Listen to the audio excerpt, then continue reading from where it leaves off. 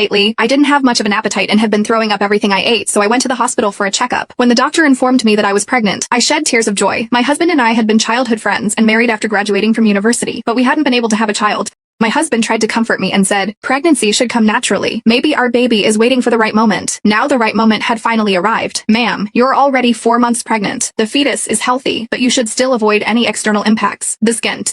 With a gentle smile, I caressed my slightly protruding belly. It had already been 4 months. My periods had always been irregular, and when I gained weight around my waist, I had just thought it was due to me eating too much. At home, I could hardly hold back my excitement. I cooked a meal and planned to deliver it to my husband, while also personally sharing the good news with him. Carrying the lunchbox, I walked smoothly through the entrance of the Gates group. As I was about to push open the door of my husband's office, a glamorous woman stopped me. "What are you doing?" Her tone was cold, and she scrutinized me unfriendly. I lifted the lunchbox for her to see and said, "I'm here to deliver lunch to Simon." In front of others, I didn't like to directly call Simon my husband. She sighed in relief and said sarcastically, "Oh, so you're just a servant. I'm Lily, Mr. Gates's chief secretary. Give me the lunchbox. You can leave now." I shook my head. "I'm not a servant. I want to personally deliver the lunch to Mr. Mest. Gates, please let me in." As soon as I finished speaking, the woman's anger flared. She snatched the lunchbox from my hands. "Who do you think you are? You're just a servant and you think you can seduce Mr. Gates. You're dressed so coquettishly as well.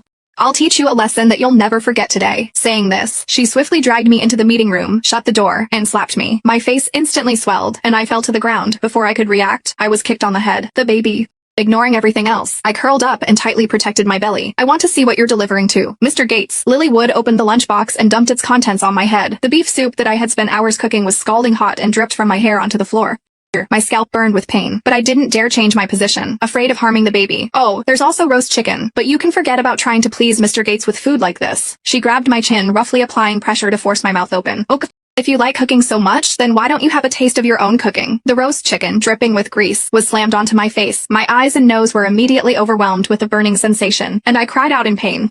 Lily lightly clapped her hands and said with disgust, "So gross and greasy, it almost ruined my new manicure." Looking down at me with contempt, she continued, "Do you really believe the saying that to win a man's heart, you should first win his stomach? With your status, why do you think you deserve Mr.